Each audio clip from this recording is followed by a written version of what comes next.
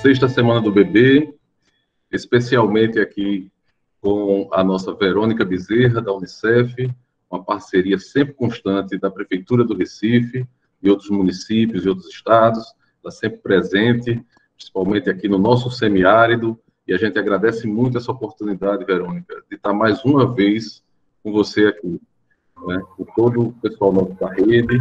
Nós temos 85 gestoras de creches e creches escolas aqui acompanhando a nossa reunião. E a gente recebe todos de braços abertos, com muita saudade de um tempo agora recente, e a gente está vivendo todo esse contexto, né?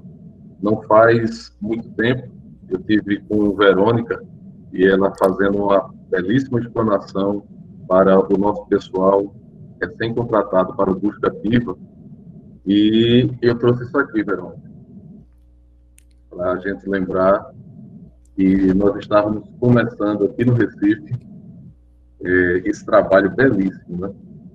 E assim, é até uma coisa que mexe dentro de mim, eu leio o que está aqui nesse broche e ver o que na verdade está acontecendo, a realidade da natureza atuando, a maneira como a natureza está atuando, e todos os nossos alunos não podem estar nas suas escolas, nas suas creches. E aí vem um enorme desafio para todos nós, e esse debate é para isso, é para a gente conversar com nossas gestoras, com especialistas. Verônica está aqui junto como uma inspiração para a gente, para todos nós aqui da Secretaria de Educação, e vamos aproveitar bastante esse momento da sexta semana do bebê, uma semana em que a gente encontra todos os atores que podem atuar de maneira para preservar o direito de nossas crianças. Volto a palavra para o nosso mediador, Marcelo. Obrigado. Eu gostaria agora de passar a palavra para a Verônica Bezerra, especialista em educação pelo Unicef Brasil, para dar boas-vindas a todos. Boa tarde a todos e a todas. Vocês conseguem me escutar? Esse ambiente do Google Meet me lembra muito a sala de aula, é muito interessante, acompanhando a entrada das pessoas no chat, né?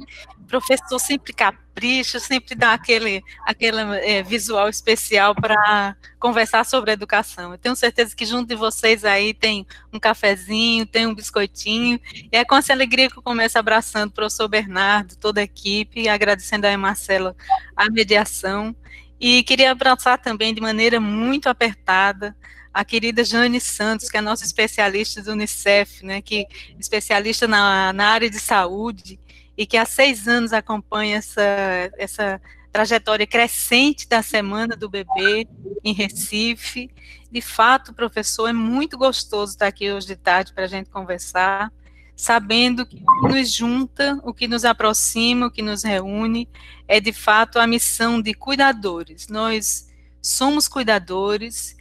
Nós estamos, nesse momento, desafiados naquilo que sabemos, naquilo que não sabemos, naquilo que podemos porque estamos juntos, para reconstruir esse projeto de humanidade. A gente sabe que um cuidador é um intérprete de necessidades. Eu vi aqui entrando no chat muitos gestores, muitos professores, lideranças nos espaços que ocupam, e a gente acredita muito nesse momento para a gente ir afiando a nossa percepção como um grande imperativo, né? É hora de cuidar, e cuida-se melhor quando percebe-se. O Unicef tem essa parceria, nos orgulha muito a parceria com a Prefeitura da cidade do Recife, em muitas frentes que estamos e já vínhamos abraçando antes da pandemia, temos uma história percorrida juntos nesse sentido. O Unicef atua preventivamente, né, apoiando governos, empresas e sociedade civil, esse é o nosso mandato da hora, mobilizando também o setor privado para, buscando doações. No Recife mesmo, nós já recebemos cerca de 20 toneladas de alimentos e mais de 5.000 kits de higiene, que já foram e estão sendo distribuídos aí para as pessoas mais vulneráveis, mas também atuamos apoiando fortemente os governos, não é, para garantir que os serviços essenciais para as crianças e adolescentes continuem funcionando. Então, eu também chego aqui movida pela energia das trocas que vamos fazer na tarde de hoje, porque a gente acredita muito nessa questão de irmos nos fortalecendo, olhando juntos, fazendo esse monitoramento e chegando a uma geração de evidências bastante positiva. Então, agradecendo o convite para participar, tenho certeza que a gente vai bater um papo hoje que vai fazer muito sentido para cada um que está conosco no chat aqui. Muito obrigado, Verônica. Passo a palavra agora para a gerente da Educação Infantil, anos iniciais de coordenação pedagógica da Rede Municipal de Recife, Ana Cristina Avelar. Boa tarde a todos. É um prazer estar aqui com vocês, discutindo e dialogando esse tema tão importante, né, educação infantil, primeira infância, e esse ano a gente vem aí com essa temática família, criança e felicidade, né, essa conexão, tudo isso com certeza muito conectado, certamente a gente tem assegurado uma criança bem fortalecida para o seu desenvolvimento, né? Então, o tema, ele é muito propício, e quero saudar aqui, dar-lhes, né, as boas-vindas à Verônica Bezerra. É um prazer, Verônica, dizer-lhe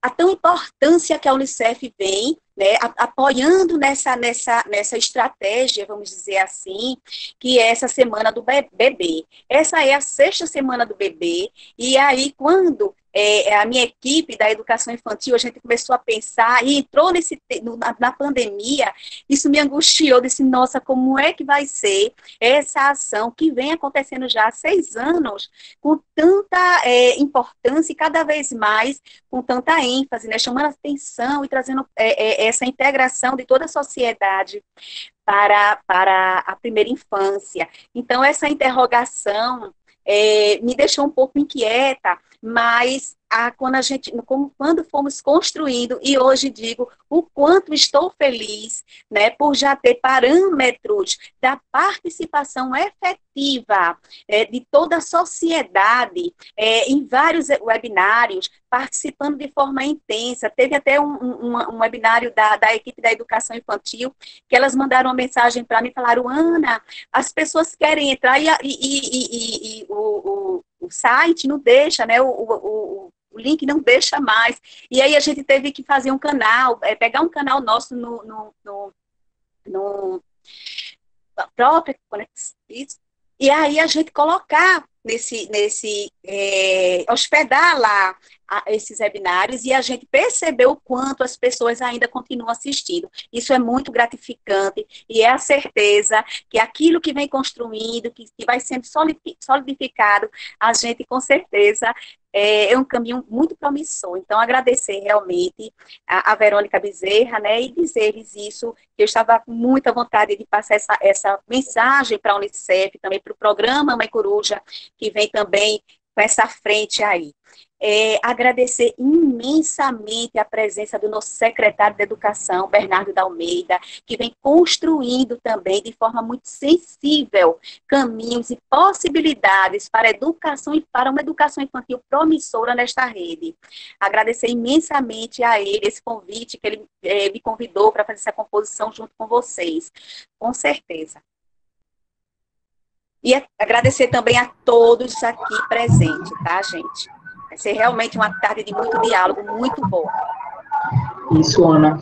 Como a Ana frisou agora há pouco, né, o aplicativo permite apenas aí 250 pessoas online nesse momento, a gente está basicamente aí atingindo esse quantitativo, mas a gente vai dar início agora, né, às nossas conversas. Eu queria dizer que esse webinar vai ter aí um pouco de perfil diferente, porque ao invés de conduzirmos as perguntas, a gente vai deixar aberto para que vocês troquem a ideia, né, Bernardo, Verônica e Ana, conversem aí diretamente um com o outro. Mas aí, para dar o pontapé inicial nesse momento, eu queria perguntar ao secretário, né, para que ele possa iniciar essa fala, contando um pouco sobre a importância das ações, né, que vêm sendo desenvolvidas pela Secretaria de Educação nesse momento de pandemia, aí voltado para os nossos estudantes. É isso, dia 18, né, de março, a suspensão das aulas de fato, assim, foi algo muito impactante para toda a rede, impactante para os nossos professores, impactante para a gente da secretaria, mas tenho certeza que muito mais foi para os pais e alunos nossos da rede. Mas era uma medida sanitária imediata, urgente, que tínhamos que fazer, e observamos e de imediato implantamos aquilo que foi recomendado pelas autoridades sanitárias. E tivemos em muito pouco tempo. E aí eu quero saudar e parabenizar ao time do pedagógico, ao time nosso do administrativo financeiro, ao time que faz a gestão de rede e a todas as gestores e professores voluntários, porque, para você ter uma ideia, Verônica, a gente conseguiu, dia 15, o prefeito Geraldo Júlio, ele anunciou a suspensão no domingo, a reunião do secretariado, ele anunciou a suspensão das aulas e mais umas 20 atividades, mais 20 ações para o enfrentamento da pandemia. E do domingo para a quarta-feira, que era dia 18, que era o dia da suspensão, em 2 dias, esse time todo se organizou para fazer, eu acho que a primeira ação, e uma ação contínua, que acontece até hoje, que é pensando na segurança alimentar, pensando nos valores nutricionais para os nossos alunos, e é algo que muito se coloca, né, como sendo um ponto principal, chave, de todas as redes escolares no mundo, que é essa prestação de assistência para as famílias que mais precisam. Então, eu vou dizer para vocês, foi algo milagroso que aconteceu, porque eu nunca vi uma logística ser montada dessa maneira, em 2 dias apenas, a gente conseguir fazer a distribuição de 95 mil cestas básicas e kits de limpeza para os pais, para a comunidade escolar, além de material pedagógico. Isso foi feito em 2 dias. O pessoal trabalhou de manhã, tarde, de noite e de madrugada. Né? Então, teve diretora minha que foi dormir de 4 horas da manhã, acordou de 7 horas e já estava lá, mal dormiu. Né? E a gente agradece a todo mundo que se empenhou. E vem se empenhando. Mas esse dia 18 foi, de fato, um marco, porque ele foi uma ruptura nossa no modelo que a gente tem, que nós estamos acostumados, e que nós sabemos fazer, e que é o dia a dia da gente, para uma ruptura, para um modelo totalmente diferente. Algo que a gente não estava acostumado, algo que a gente nunca tinha vivenciado, uma ação, de fato, de solidariedade. Eu só me lembrei daqueles Médicos Sem Fronteiras, né? Uma coisa, como se todos nós fôssemos Médicos Sem Fronteiras e que partimos para fazer esse apoio que as aulas estariam suspensas. Nossos alunos estariam sem a sua merenda. Por vezes, é o único alimento que ele tem no dia. Então, foi uma ação mesmo bonita que a gente vivenciou aqui e que eu, mais uma vez, agradeço. Ao todo, para a primeira infância, foram 40 mil cestas já distribuídas, só para a primeira infância, fora os demais, as demais modalidades. Somar todas das 400 mil cestas básicas. É algo, assim, de fato, grandioso o que a gente fez aqui no Recife, com o apoio de toda a comunidade escolar. Outras ações, concomitantemente, nós fizemos. Nessa mesma quarta-feira, e aí foi importante para a gente mostrar não só a importância da questão da segurança alimentar, mas também do pedagógico, e manter o vínculo do aluno com a escola, foi um lançamento em tempo recorde de uma plataforma com mais de 80 jogos. 80 jogos para, desde a primeira infância, o nosso aluno da creche até o aluno da EJA, da Educação de Jovens e Adultos. Então, um total, e para os nossos alunos especiais também. Nossos alunos especiais também com games para eles. Então, a preocupação nossa de que todos os nossos alunos tivessem acesso para não perder o contato. Esse contato que ele, aos poucos, com o tempo, ele pode ir se dissipando, ele pode ir esmorecendo, ele pode ficar numa pequena lembrança lá no passado da criança, da pequena infância, criança de 1 ano, 2 anos, a crechezinha que ele estava lá, a escolinha que ele estava lá estudando e ficando distante. Essa relação a gente está tentando manter com toda a equipe para a manutenção de trabalhos e acompanhamentos pedagógicos dos nossos alunos. Então, além dos kits, a gente distribuiu mais de 126 mil livros. A leitura é importantíssima. E até o estímulo para os alunos que têm 4, 5 anos, a gente tem vários garotinhos que já estão lendo com 4, 5 aninhos nas nossas creches, porque nossas professoras vão lá e ensinam para eles direitinho esse contato tão afetuoso, e a gente distribuiu essas obras literárias, que iam as obras literárias destinadas para os mais pequeninos, para os meninos de 7 anos, 8, até para os alunos do EJA. Então, isso foram 126 mil títulos, 126 mil unidades de livros, de diferentes títulos, que foram distribuídos, que é uma ação importantíssima, investir na leitura, investir que a criancinha lá com aquele livro belíssimo, com as figurinhas, a mãe estimule ele, né, para que lê para ele ter aquele contato com o livro, com a historinha. Então, isso eu acho que foi uma outra medida muito bonita. Uma outra que a gente pode também destacar, que também foi para a primeira infância, e aí eu posso unir uma em 2 ações que foram em datas diferentes, foi a entrega do kit do aluno. O kit do aluno é um kit maravilhoso, em que você tem a tinta de dedo, você tem o lápis hidrocor, você tem os pincéis, você tem cadernos de desenho, tudo isso conforme o nosso pessoal técnico-pedagógico disse que era para cada idade. Então, a gente assistiu, fui para uma creche, nesse dia da entrega, entregar esses kits, a alegria das crianças recebendo aquilo. Isso já tinha mais de 20 dias do isolamento, né, do fechamento das escolas, e a alegria de receber aquilo. Eu fiquei pensando no meu coração, rapaz, olha, quem está em casa e está com seu filho, precisa fazer uma atividade, às vezes com recursos módicos, não tem aquele recurso para dar um entretenimento para a criança. Ele tem, claro, muito afeto, mas ajuda muito o material pedagógico para manter essa ligação, essa continuidade da escola com a criança lá em sua casa, sem poder ir para a sua creche. E, junto com isso, numa outra oportunidade, a gente distribuiu Palavra Cantada, que é famoso no Brasil todo.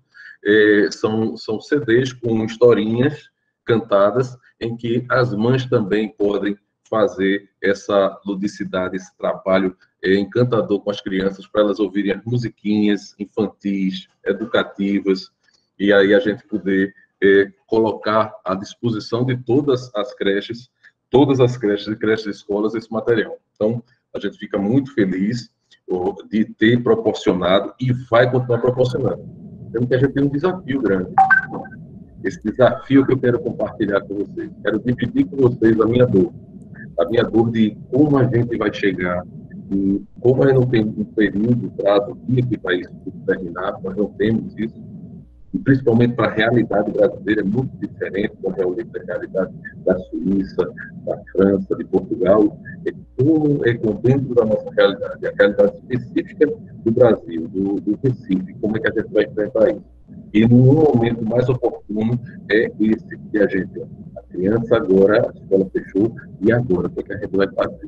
Então, a gente pode dividir e abrir com o apoio de vocês, dos especialistas, de Verônica, de todos, a gente pode aqui, vai com muitas ideias para a Secretaria de Educação colocar como base e procurar implementar.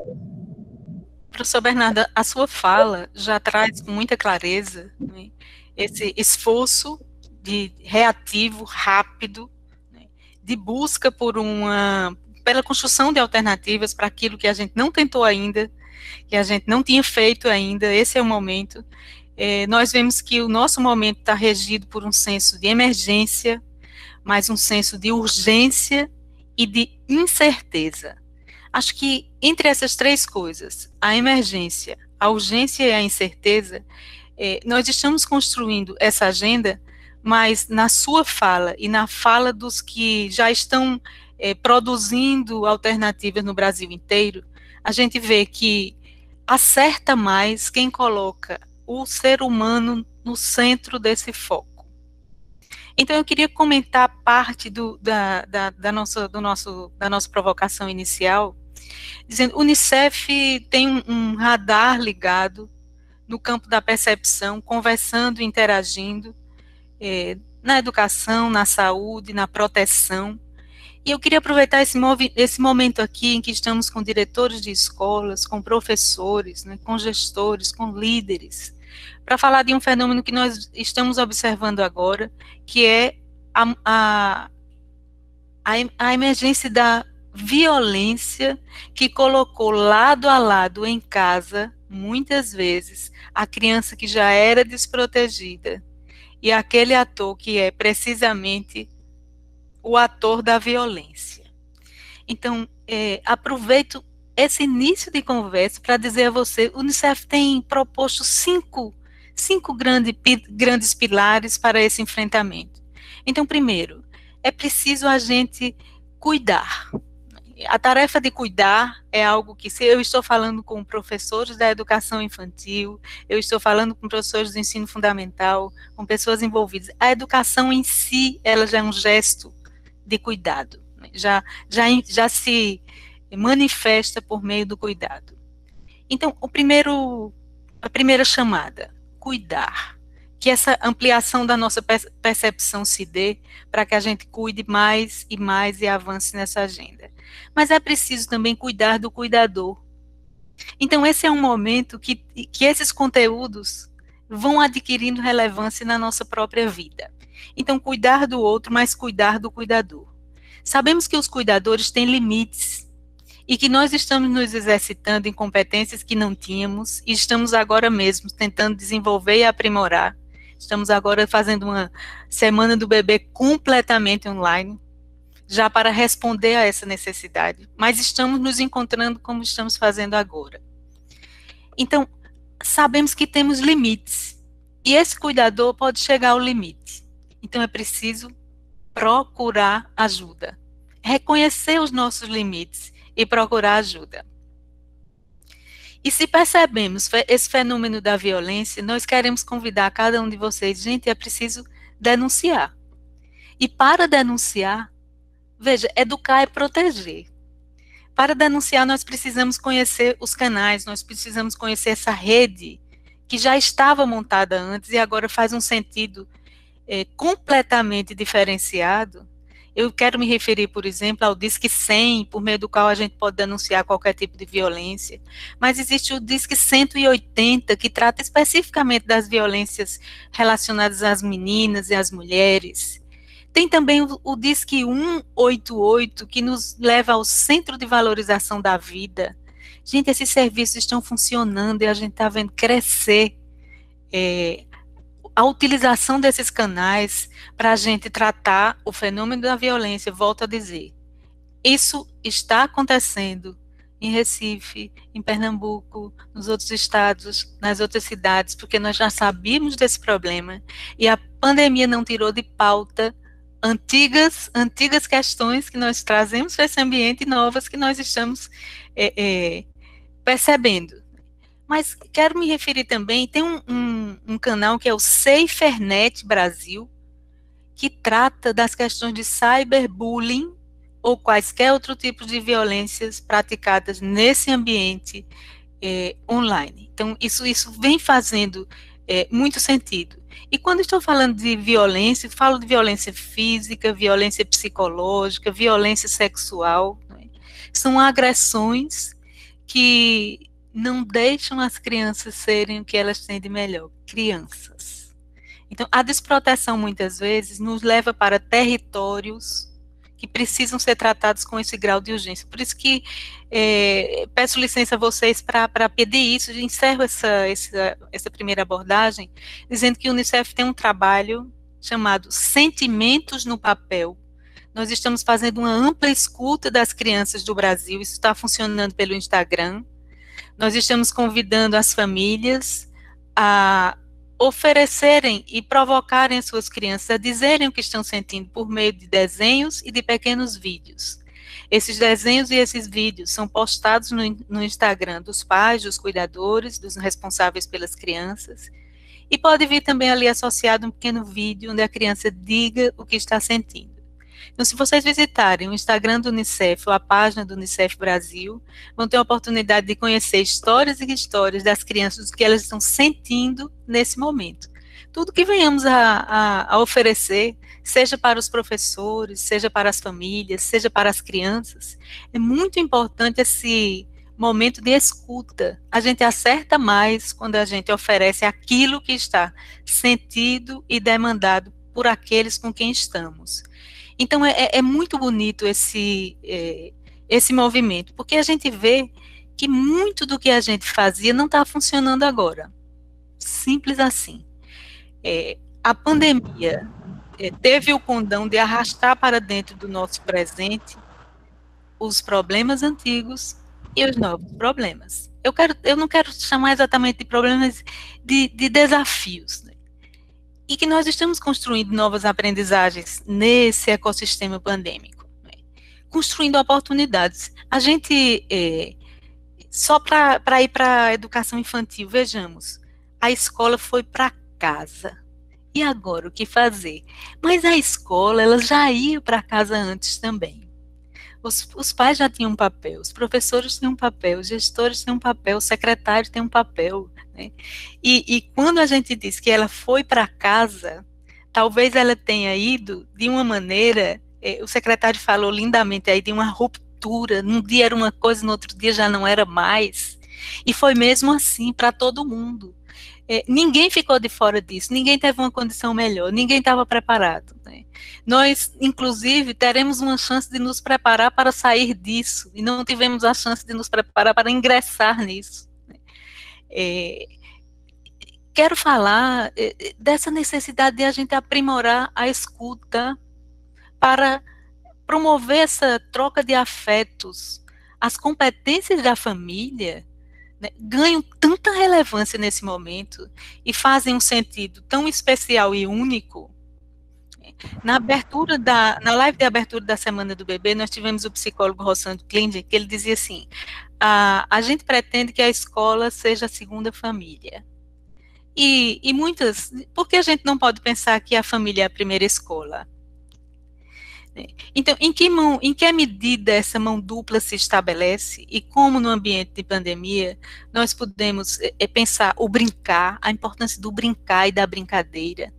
Educação infantil é uma etapa da escola que ela é irressacível, vamos pensar, não é? Vamos considerar isso. Nós temos uma educação de jovens e adultos que muitas vezes tenta repor aquilo que não aconteceu para aquele adulto no ensino fundamental. Mas e na educação infantil? Você já viu na educação de jovens e adultos para recuperar a experiência da educação infantil? Não acontece. Então, a educação infantil ela é tão especial e absolutamente única, porque ela só pode acontecer naquele tempo. E o que a gente chama de currículo, né, o que a gente oferece para as crianças, tem muito a ver com as experiências, as vivências e a brincadeira. O secretário se referia a um aplicativo que oferece sugestões às famílias sobre como brincar. E a gente sabe, não é? Esse brincar, ele sustenta a prática pedagógica na educação infantil. Não pode faltar infância às crianças. Essa é a grande coisa. Nós estamos com uma pandemia, mas que não tirou essa necessidade de cena. Não pode faltar infância às crianças.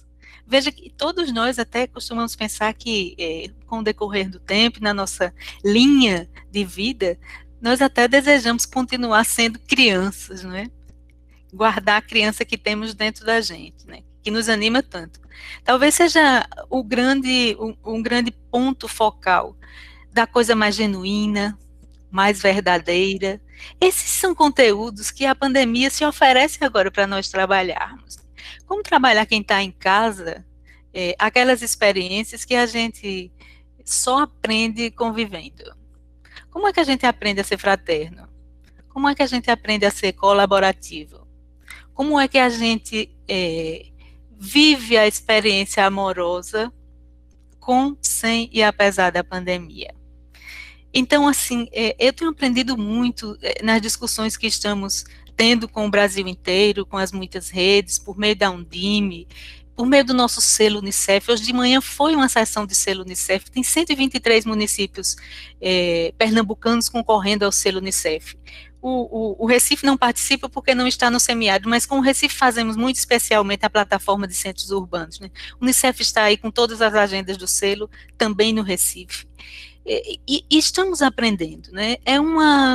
Esse momento não é exclusivo da educação. Nós não temos desafios que sejam somente da educação. Na verdade, quando a gente fala cidade do Recife, né, semana do bebê, olha a envergadura dessa semana do bebê, gente, que coisa mais linda, que delícia, né? Justamente porque um bebê é um cidadão que precisa da saúde, mas precisa da proteção, mas precisa da educação, mas precisa desse arranjo intersetorial funcionando bem. E não só o bebê, a criança de 6 anos, porque continua, não é, sendo amparado pelas políticas públicas, o jovem que está ali finalizando o seu ensino fundamental e quase ingressando no ensino médio, nessa trajetória. Eu penso mesmo, professor Bernardo, que uma das coisas muito fortes que a pandemia trouxe para a gente foi a clareza de que é no regime de colaboração que a gente promove a garantia de direitos. Às vezes a gente fala em regime de colaboração e as pessoas pensam União, Estados e municípios, mas eu quero me referir ao regime de colaboração dentro da escola, o regime de colaboração dentro da secretaria, o regime de colaboração dentro da família. Esse é um momento de cooperar. A gente está se vendo fazendo coisas que no nosso cotidiano nós nem fazíamos. Eu aposto, como tem um bocado de gente aqui hoje que não almoçou agora, porque está fazendo o próprio almoço, não teve tempo, correu para a live, está aqui para a gente conversar sobre a educação, que é uma coisa muito linda, né? E esses arranjos, então, nós estamos estabelecendo, e quando a escola vai para casa, esse arranjo também aparece, a necessidade de montarmos um arranjo em que cada um tenha o seu papel, que é de cuidador, que é de protetor, que é de educador.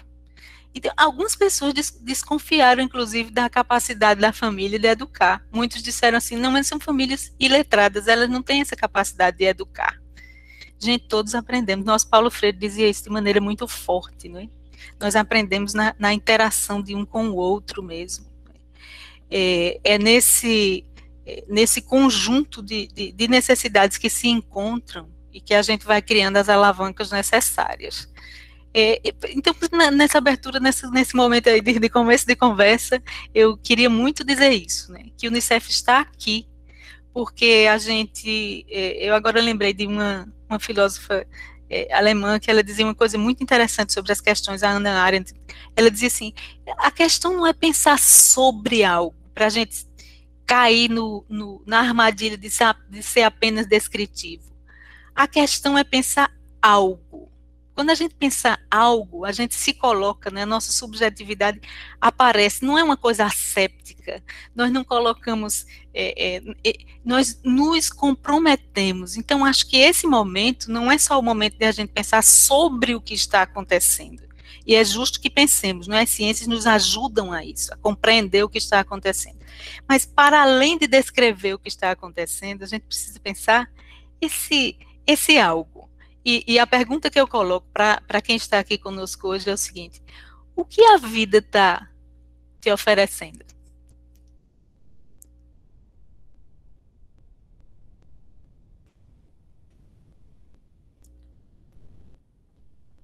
Verônica.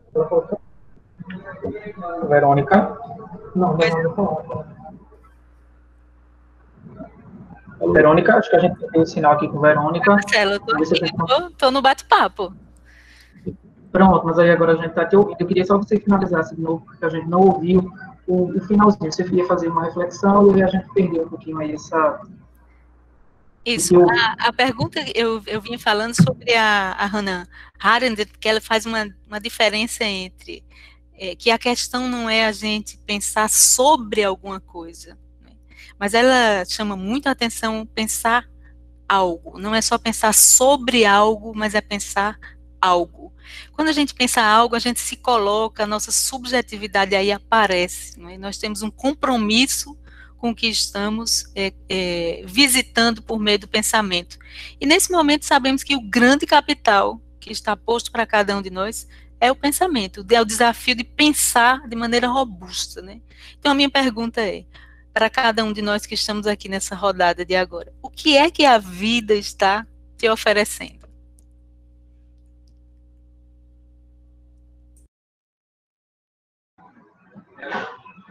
Perfeito. Verônica, eu queria aproveitar agora, passar a palavra para a Ana Cristina Avelar, né, gerente de educação infantil, nas iniciais de coordenação pedagógica, pegando um gancho aí nessa fala incrível, né, de Verônica para a gente nesse momento. Ana? Ana, eu acredito que teu áudio está desativado, a gente não está conseguindo te ouvir. Agora. Olha, essa fala de Verônica faz com que a gente fique bastante reflexivo, né? E assim, já não bastasse tudo isso que a gente vem vivendo, né, que nos leva a essa reflexão, a uma reflexão muito mais interiorizada. O momento, é como se o momento pedisse isso de cada um. E aí, eu tenho falado muito, eu acho que eu nunca tive tão espiritualizada, tão em contato e conexão com Deus como estou nesse momento. E não é uma coisa de Ana, eu acho que é uma coisa que estamos todos mundialmente vivendo. E aí, esse questionamento, essa sua fala, Verônica, nos deixa ainda mais reflexivo com tudo isso, né? Para tudo isso, realmente. E aí, um questionamento que realmente é um desafio, né? A gente tem sido... É um desafio muito grande tudo isso, porque além dessas questões emocionais que estamos todos vivendo, passando, enfrentando, é também o desafio de nos reinventar, o desafio de dentro daquilo que a gente pode fazer, a gente fazer a diferença, e essa diferença realmente, a gente sempre empenhado nessa diferença, para que essa diferença tenha um impacto positivo, né? Então, a gente vai traçando, é desafiador. E aí, gostei muito também da tua fala, quando você traz essa coisa da educação infantil, com essa perspectiva do brincar, da ludicidade. E aí eu já acrescento, né, diante dessas estratégias que o nosso secretário já colocou, a questão dos jogos, foram muitas coisas pensadas. E, para além disso, a equipe da educação infantil também pensou em material de produção pedagógica, toda elaborada pela equipe, com um guia de orientação, intitulada Em Casa, a Brincadeira Continua. Então, é um material que vem como um guia de orientação, com uma interface de cunho bastante afetivo, onde a família e a criança, ela vai estar interagindo. Então, esse material foi muito bem construído por uma equipe de muita competência, e que teve também uma aceitação muito boa na rede, e a gente já vem recebendo feedback dessa entrega que a gente tem feito, desses materiais. Os pais, quando filmam, quando mandam para a gente, e a gente vê essa relação, possibilitar isso para além da educação, da formalização da educação. É o que a gente tem que pensar realmente no material que tenha esse cunho afetivo, que vai estar trabalhando essa questão das emoções, onde está a família e a criança também. Então, a gente vem nesse arcabouço pedagógico, estruturando nessa linha para a primeira infância, que a gente sabe a importância desses pilares, que é a questão social, a questão cognitiva, a questão afetiva e emocional. A gente não pode perder isso de linha enquanto Secretaria de Educação. Então, é justamente nessa linha, e de forma, eu digo muito para a minha equipe, que minha equipe às vezes vem, eu digo a equipe como um todo, às vezes está um pouco angustiada, e aí isso vai dar certo? Eu disse, olha, não tem nenhum lugar no planeta que saiba se vai dar certo ou errado. mas a gente tem que fazer, a gente não pode deixar de fazer. E aí, se tiver errado, a gente vai ajustar, porque o nosso propósito está aberto para os ajustes, porque não existe modelo pronto. Agora, se vocês tiverem algum modelo pronto que me diga que vai dar certo, traga, que eu vou levar para o nosso secretário de Educação, e tenho certeza que a gente vai buscar, nem que seja no Japão. Mas, assim, é importante esse olhar cuidadoso, essa calma. Muitas vezes a gente vem, é muito reflexivo mesmo, que a gente vem num modelo de sociedade, de tudo tem que ser perfeito, tudo tem que dar certo, tudo tem que ser assim. A gente vem nesse modelo estruturado, muito capitalista, de resultado disso e daquilo, e de repente a gente para e diz, opa, vamos refletir sobre tudo isso. Estamos vivendo um momento agora que nos pede reflexão sobre tudo isso, que a essência é a vida. É a vida. Quando eu, em reunião com o pessoal da Unib, com o pessoal também do Conselho Municipal de Educação, me perguntaram, Ana, como é que vai ser o pós-pandemia? Nossa, e como é que vocês estão pensando a questão emocional dos estudantes? Olha, o pós-pandemia, nós estamos estruturando. E como vai estar os estudantes, não? Como nós todos iremos estar? Porque estamos fazendo parte de um processo. Estamos fazendo parte de um momento que é diferente para todo mundo. É um vizinho que está com uma doença, que perde a vida, é um amigo, é um parente nosso. Então, todos nós estamos envolvidos emocionalmente vivendo isso. Claro que a gente vai ter que pensar tudo isso, mas com aquela calma e com aquela espiritualidade, que eu estou gostando muito de falar essa palavra, com aquela calma e tranquilidade, para que a gente cuide de quem cuida, não é só do estudante, mas também do professor, é também de um gestor de escola, é também de um coordenador. Cuide de quem está cuidando, das famílias e de nós mesmos, não é isso? Então, para além disso, pensamos assim em muitas estratégias, porque a educação infantil, por ter um arcabouço bastante heterogêneo, de tanto do ponto de vista cognitivo, que a gente tem crianças de 0 a 6 anos, é isso?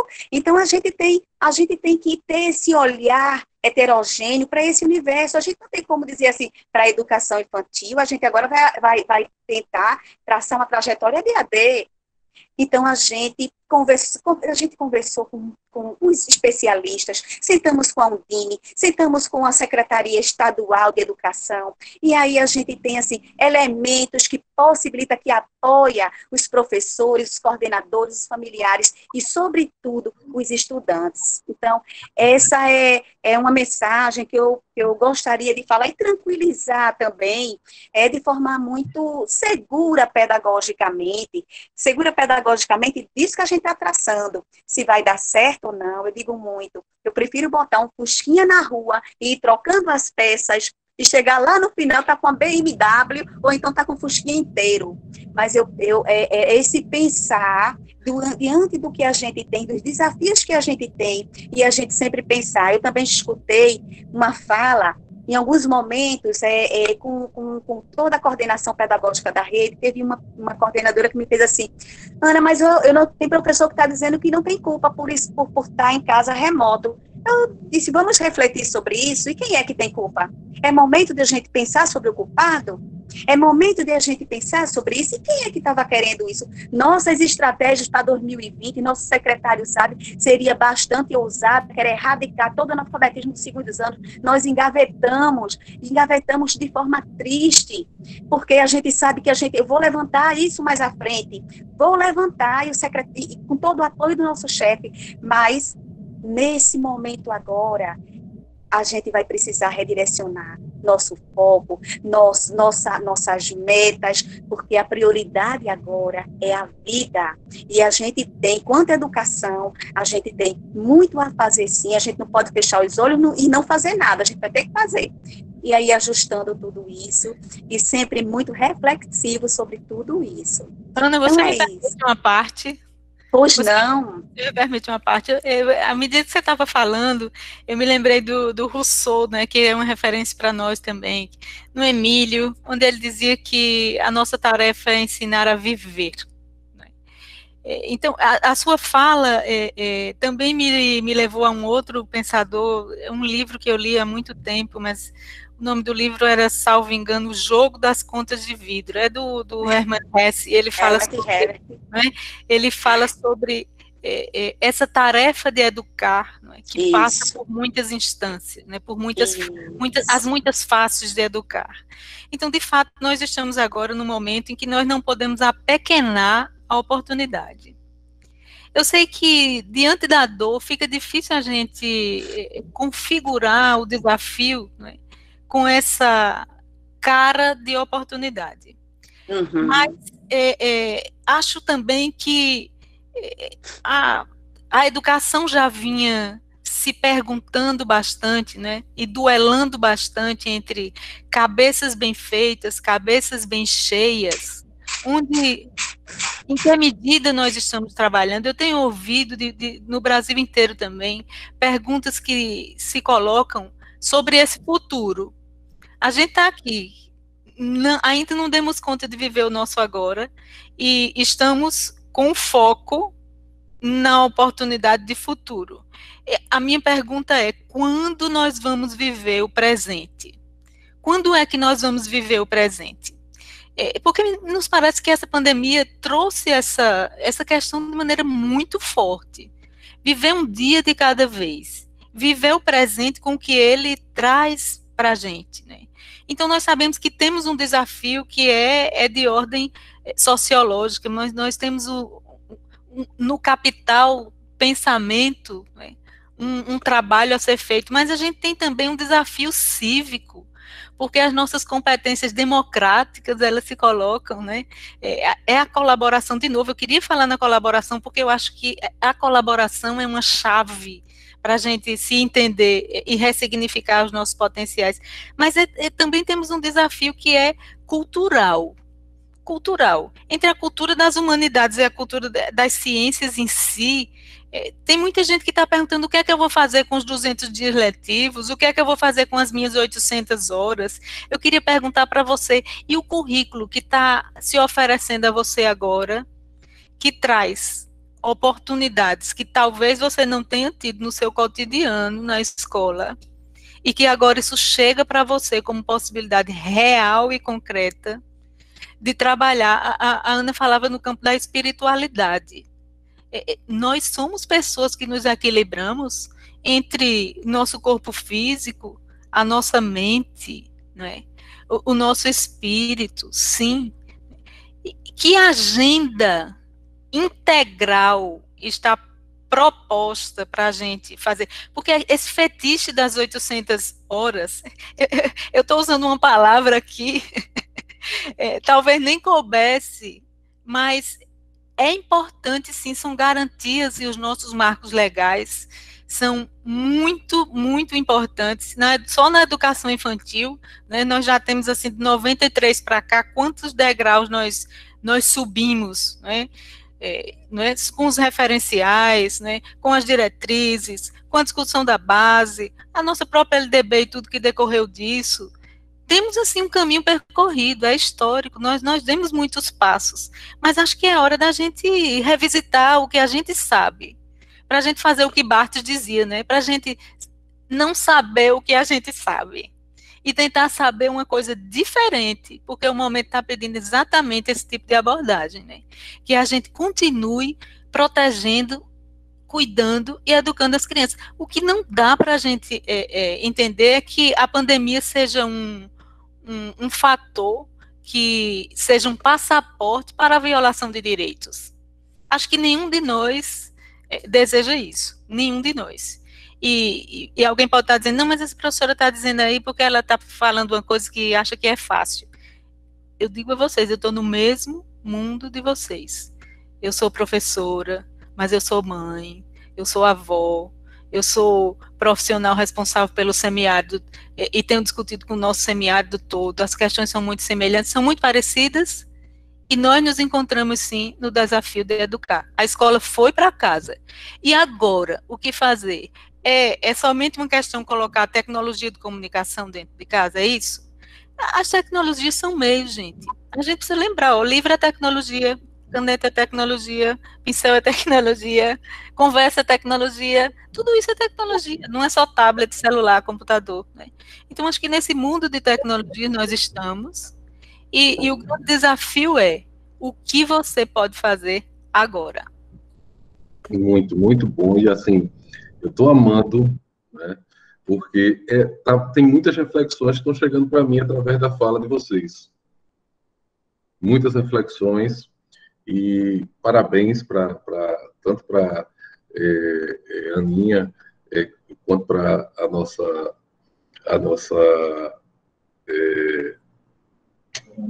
Verônica, porque vocês estão transmitindo para mim, eu acho que é um pouco do que todas as pessoas estão refletindo no momento de agora. E essa reflexão, ela nos deixa numa situação de nós temos que decidir, de fato, tudo aquilo que nós estamos fazendo e como estamos fazendo. E, principalmente, como a gente está, como diz Verônica, cooperando, como é que a gente está se unindo. Outra fala de Verônica que me impressionou bastante, e eu acho que é importante a gente colocar aqui, eu como secretário de Educação, e eu acho que aflige muitas das nossas professoras que são mães, que são avós. Sim, e nesse contexto, a gente também tem nossos filhos, né? A gente tem uma realidade em casa também. É cuidar de quem cuida. Sim, como a gente está pensando em cuidar de quem cuida? Eu acho que toda secretaria tem que estar com muito carinho e cada ação que a gente faz pensando em quem cuida. Nossa prioridade, claro, abrangente, os nossos alunos mais frágeis lá na ponta, mas nós também precisamos de cuidado. A gente precisa também de atenção, a gente precisa ser ouvido, a gente precisa saber de fato a realidade. Eu estava conversando com uma jornalista, Verônica, Aninha, essa semana, demais ouvintes, e a jornalista ligou, foi fazer uma matéria comigo, e aí eu perguntei, como é que você está, Margarida, e seus filhos e tal? Ela disse, Bernardo, olhe, trabalhar em casa, e eu ainda estou com os 2 meninos, tenho que fazer tudo, então você veja quão ensinamento ela estava me dando ali, quando ela estava fazendo aquela fala. Porque na hora que a gente está aqui e pensando nos processos e pensando, como disse muito bem Verônica, assim, às 800 horas, às não sei o quê, gente, nós temos que pensar, estamos vivendo uma pandemia, a gente tem que se restabelecer, se repensar. Claro que são ganhos importantes para a sociedade brasileira, mas a gente está vivendo um momento diferente. A gente está vivendo um momento de se repensar, pelo menos para esse momento. E como a gente faz? Eu acredito que essa discussão deve estar em outras reuniões como essa, Brasil afora. Eu acho muito importante que todas as lideranças estejam debatendo isso, porque outros países do mundo fizeram, repensaram isso, conseguiram repensar, que deram uma mudançazinha ali, mas foi muito pouco, digamos, discutida e de difícil aplicação. Aqui a gente tem que pensar no agora, nos nossos professores, na nossa comunidade escolar e nos nossos alunos. Vamos focar neles, não vamos, é claro, de maneira nenhuma, não perseguir o que são as diretrizes nacionais, mas nós vamos cuidar do nosso aluno, do nosso professor. A gente tem que pensar neles agora, pensar de como a gente pode apoiar esse relacionamento pai com filhos, como é que a gente pode fazer esse trabalho de denúncia quando acontece qualquer tipo de violência contra os nossos alunos. A gente tem que estar unido nessa rede, porque esse momento, assim como traz muitas coisas boas, muito afeto, né? Ele também traz alguns destemperos, algumas questões de violência. E isso a gente precisa combater. Nem todos vão agir no sentimento de serenidade. Alguns vão perder a cabeça, alguns vão perder o entusiasmo, alguns vão cair a tristeza sobre eles, mas nós temos que soerguer eles. e enquanto a violência a gente não pode permitir. Nós temos que estar muito juntos, nessa rede, junto com a Unicef, para não permitir de maneira nenhuma. E se vocês estão aqui 85 gestoras de creches, se vocês tiverem conhecimento, qualquer informação que for levada a vocês sobre a violência contra algum dos nossos alunos, é responsabilidade nossa de apurar, ir para cima, de denunciar. Então, Desculpa, não, desculpe, pode continuar, continue. Então, a gente vai fazer esse cuidado. Eu queria elogiar, Verônica, eu não sabia que você, além de especialista, é muito interessada por filosofia, não é? Filosofia muito... Secretário, antes que cortem meu microfone, gostaria muito de aproveitar a oportunidade. Adorei as indicações que você fez dos livros que você colocou, os livros que são... você falou aí de bem autor da Hermann Hesse, Siddhartha, de Hermann Hesse também, maravilhoso, um livro maravilhoso. Teve o Missing, né, que virou um grande filme de Hollywood, né, que trata da ditadura no Chile. Rousseau, você foi lá atrás, no século XVIII, citar Rousseau. Tudo isso para aqui, para inspirar a gente aqui no século XXI, no meio da pandemia, fazer uma inspiração para a gente fazer com que essa rede, unido com a Unicef, unido com todas as pessoas, a gente possa caminhar junto para reduzir as desigualdades e garantir os direitos dos nossos alunos. Perfeito, secretário. A gente já está aí atingindo 1 hora desse nosso encontro. A gente selecionou algumas perguntas, são muitas perguntas, né? As pessoas também querem fazer algumas intervenções aqui, mas aí quando a gente está um grupo de 250 pessoas online, fica um pouco difícil a gente abrir o microfone para todos. Mas eu queria direcionar algumas perguntas, pedir alguns comentários aí aos nossos convidados, coisas que a gente viu aqui no chat, alguns registros, né? As pessoas estão muito felizes com esse encontro, elogiam muito a fala de todos e agradecem muito por esse momento. E aí eu queria fazer uma pergunta que é sobre o abuso, né, do uso da tela do celular nesse momento, né, em tempos de aulas remotas. Rebeca Simões fez esse questionamento. Eu queria pedir para Ana Cristina falar um pouco, né, dessas estratégias, de como é pensado esse tipo de ação, para evitar aí que o estudante passe muitas horas de frente à tela no celular ou no computador.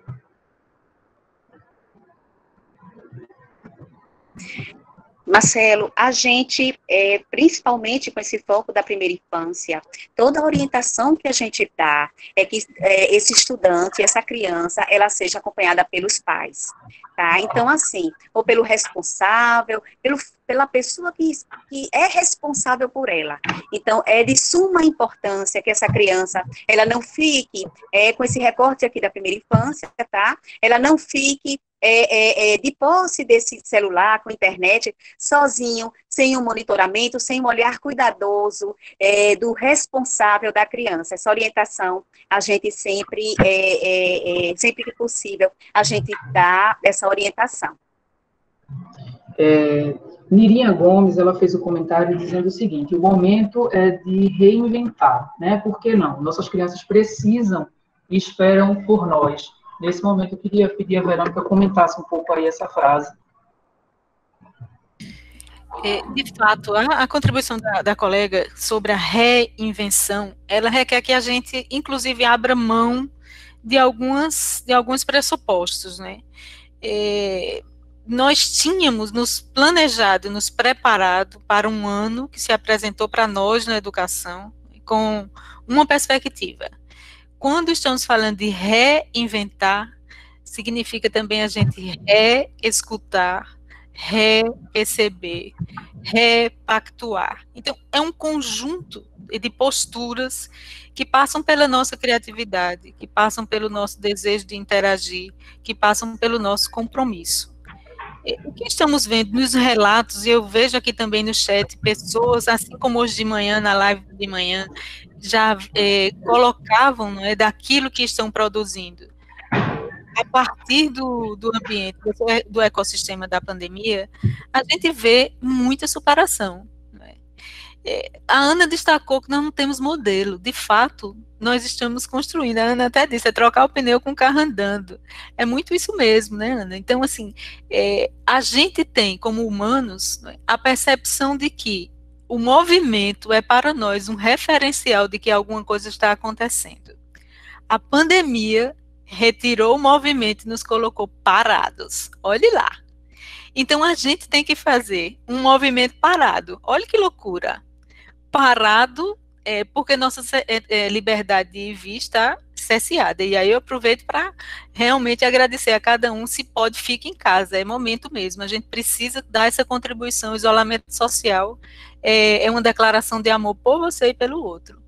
Mas a reinvenção, ela passa também, não é, por percorrer esse ambiente que a gente mude um pouco o eixo do que é estar em movimento. Então, nós podemos nos colocar em movimento não físico e nós podemos mobilizar o outro para participar com a gente de convites, né, e de sugestões e de oportunidades que estejam fortemente amparadas na ideia de plena conexão entre um e outro. Repara, tem muito pai que está dizendo assim, meu Deus, eu estou louquinho aqui em casa, não aguento mais, que eu tenho que ficar com o menino o dia todo. Acontece que a gente é pai o dia todo. A gente é mãe o dia todo. A nossa responsabilidade é o dia todo. Nasceu, tá? A gente é amigo o dia todo. Enfim, então nós somos as coisas todas o dia todo, né? Muitas vezes a ciência nos separa por disciplinas. A escola é craque em fazer isso, né? Engavetar aquelas coisinhas, pá. A pandemia fez assim, gente, abriu tudo que foi gaveta de uma vez, assim, pá, e jogou tudo para fora. Então, nós estamos exatamente numa experiência da complexidade. Talvez devamos pensar sobre isso. O que é reinventar num contexto de complexidade em que todas as gavetas foram abertas e a gente precisa uns dos outros para finalmente fazer aquela escola que nós, professores, já estávamos falando sobre ela. A gente queria uma escola inteira, queria projeto em colaboração, a gente queria, e nós estamos falidos para sermos sozinhos, como sempre fomos, só que agora está aparecendo mais. Ô, Beatriz, Verônica, Boa tarde, eu queria fazer uma pergunta. Só um minuto, porque assim, se a gente abrir aqui para perguntas nesse momento, a gente já está no finalzinho, se a gente abrir o microfone para todo mundo, a gente não vai conseguir finalizar. Eu queria, na verdade, pedir a Aninha só um minuto, né, Cristina, porque eu queria passar para as considerações finais, para que a gente possa aí ter um tempinho, né, da fala de considerações finais de cada um de nossos convidados, nesse momento, nessa tarde tão incrível para todos. Né, eu queria começar aí com a Ana Cristina, né, que fizesse aí as suas considerações finais, agradecer, Ana, pela sua fala sempre tão precisa, né, e agradecer a você por esse momento. Passo a palavra para as suas considerações finais. Eu que agradeço, Marcelo, essa imensa oportunidade. Eu, hoje de manhã, quando a Áquila me falou, a Áquila é nossa diretora, né, de gestão pedagógica, sempre muito sensível, muito alinhada conosco, nesse propósito, esse projeto pedagógico, caminhando juntas. Quando ela me falou, eu disse, Áquila, não se preocupe, porque eu nunca tive em tantas reuniões, e falando tanto, e sendo tão consultada. Então, eu estou, um momento, tem sido muito bom esse amadurecimento de diálogo, escutando muitas frentes, né, diferenças também, opiniões diferentes, diferentes opiniões. Então, eu agradeço esse momento e quero dizer que fiquei muito feliz quando a Verônica coloca, vamos pensar nesse contexto da complexidade, vamos sair um pouquinho daquele modelo cartesiano de que a educação do sistema de ensino no Brasil ainda está estruturado no modelo cartesiano, encaixotado. Então, eu acho que eu digo que gosto muito de olhar em qualquer situação, eu sempre gosto muito de olhar o lado bom da coisa. E o lado bom desse momento que a gente está vivendo para a educação nós todos sermos desafiados para a criatividade, para um repensar, para essa lógica que se desconstrói e reconstrói novas formas de ensinar e novas formas de aprender. E acho que é esse legado que com certeza vai deixar para ir para um Brasil que a gente vem sonhando, a gente sempre olha o país vizinho, o Canadá, o modelo é esse, tá lá a Finlândia, com os melhores, né, PISA, né, é a Finlândia, então você dá um mergulho no mundo internacional e a gente ainda fala, fica no discurso, mas quando vai à prática, nós ainda somos encaixotados. E acho que este momento pandêmico, vamos dizer assim, acho que ele nos desafia para um novo passo da educação. É isso.